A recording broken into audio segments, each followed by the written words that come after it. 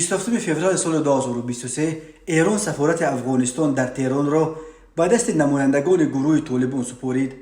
دیپلمات‌های حکومت پیشین افغانستان بنای سفارت را ترک کردند و نمایندگان طالبان جایگزین آنها شدند. به اطلاع خبرگزاری آمو، عبدالقیوم سلیمانی سفیر حکومت پیشین افغانستان در تهران کلید این سفارت را به وزارت امور خارجه ایران داد و این وزارت سفارت را رسما به دست نماینده طالبان سپرد. طالبان محمد افضل حقانی یاور اول سفارت افغانستان در تهران را به عنوان سفیر نو خود در ایران معرفی کردند. می نویسد منبع. حامد راگذر یکی از دیپلمات‌های سفارت حکومت پیشین افغانستان در تهران به آمو گفته است هفته گذشته وزارت کارهای خارجه ایران به عبدالقیوم سلیمانی سفیر افغانستان در تهران در یک تماس تلفنی گفت رساله شما در سفارت به آخر رسید و کشور تصمیم گرفت که سفارت افغانستان در تهران را به طالبان سپارد. راگذر گفته است پس از این عبدالقیوم سلیمانی و گروهی از دیپلمات‌های افغانستان در تهران تصمیم گرفتند که به جای تسلیم سفارت به دست طالبان سفارت را به اختیار وزارت امور خارجه ایران گذارند و تاکید کردند که همه حجت‌ها و تجهیزات در سفارت دسترس بوده را به وزارت کارهای خارجه ایران سپردیم.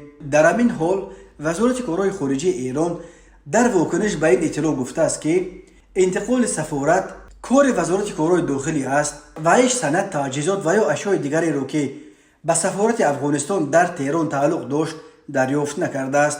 جبهه مقاومت ملی افغانستان و دیگر جریان‌های سیاسی افغانستان توسط تماس و مکتوب‌ها به مقامات دخلدار ایران درخواست کردند که دلیل پیام‌های منفی سفارت افغانستان در تهران را به طالبان نسپارند.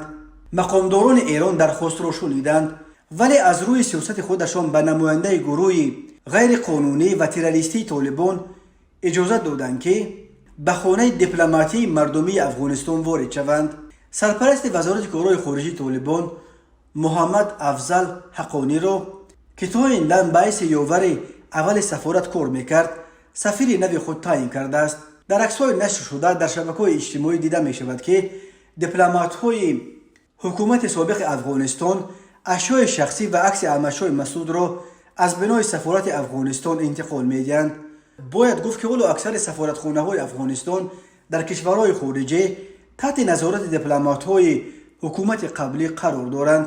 یادآور می‌شویم که ماه ینور سال روان با دستور امیرخان متقی سرپرست وزارت کارهای خارجه طالبان محمد ظاهر اکبر از مقام سفیر در تاجیکستان برکنار شده.